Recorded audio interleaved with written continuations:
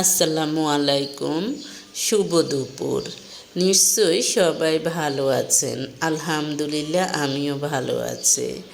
আজকে আমি আপনাদের সাথে আলোচনা করব একটি গুরুত্বপূর্ণ বিষয়, যে বিষয়টি মেনে চললে আপনি দেখা যায় যে আপনার যদি এই অভ্যাসগুলো থাকে, আপনার প্রতিবেশী বেঁচে যাবে, এবং আপনার প্রতিবেশীর যদি এই অভ্যাসগুলো থাকে আপনি তাকে শুধরাবেন, নতুবা তার থেকে দূরে থাকবেন। যেমন আপনার আশেপাশে কি এমন কোনো মানুষ আছে সব কিছুতেই খুঁত ধরার অভ্যাস, অর্থাৎ ভুল ধরার অভ্যাস? দেখা যায় যে আপনি কোনো কাজ করেছেন, সে কিন্তু ওই কাজটা পারে না, কিন্তু দোষটা ধরতে পারবে, ভুলটা ধরতে পারবে, মানে তার এই গুণটা আছে। আর কিছু না থাকলেও, এক্সট্রা কোনো গুণ না থাকলেও অন্তত ভুল ধরার গুণ আছে। তারপর এরা এই কী করে, দেখা যায় যে আপনি একটা ভালো কিছু তৈরি করেছেন বা ভালো একটা কাজ করেছেন, সেটার সাথে মিলিয়ে মিলিয়ে গল্প বানিয়ে বানিয়ে বলবে তারাও এই রকম।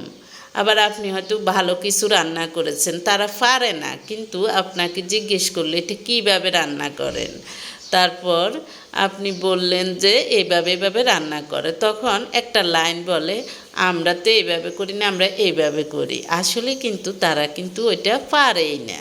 হ্যাঁ, এরকম মানুষ কিন্তু থাকে। তাই আপনার আশেপাশে আছে কি না আপনি দেখবেন। আসলে এই ধরনের মানুষগুলোকেই বলা হয় টক্সিক মানুষ। টক্সিক মানুষ বাংলায় হলো, শুদ্ধ বাংলায় হলো এক কথা খারাপ মানুষ। দেখা যায় যে এই ধরনের মানুষ আপনার ভালো কাজেও খুঁত ধরে। মনে রাখবেন, তারা মানুষকে ছোট করার জন্য খুঁত ধরে, এটা হলো তাদের অভ্যাস।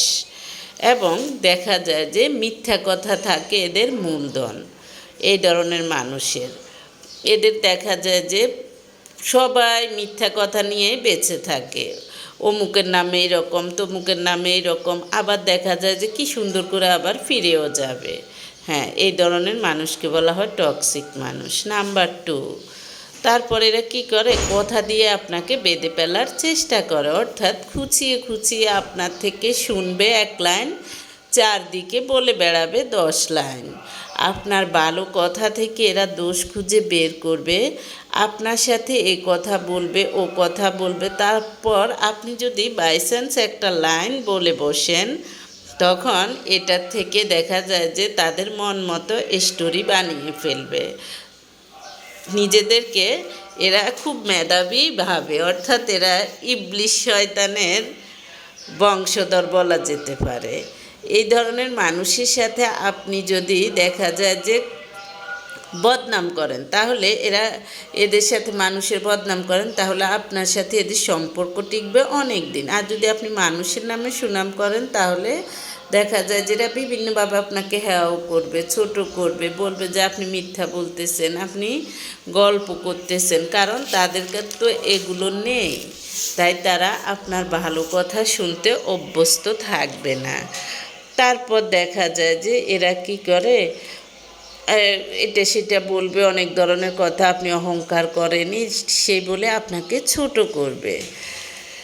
এটা হলো তাদের অভ্যাস, অর্থাৎ টক্সিক মানুষগুলোর অভ্যাস। তারপর হলো নাম্বার 3, তাদের যে কোনো সমস্যার জন্য তারা মানুষকে দায়ী করবে।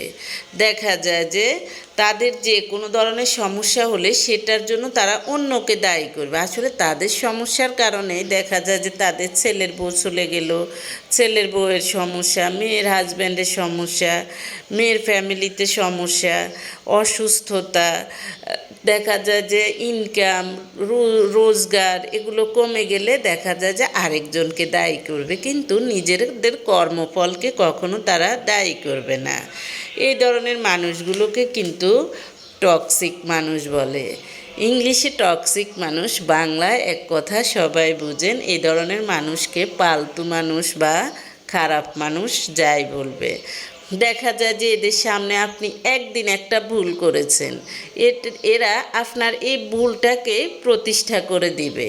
এরা আপনার এই ভুলটাকেই দেখা যাবে যে চারদিকে ছড়াবে, মনে হয় যে আপনি প্রতিদিন এই ভুলটা করেন। আসলে কিন্তু এইসব মানুষগুলার বৈশিষ্ট্যই এমন।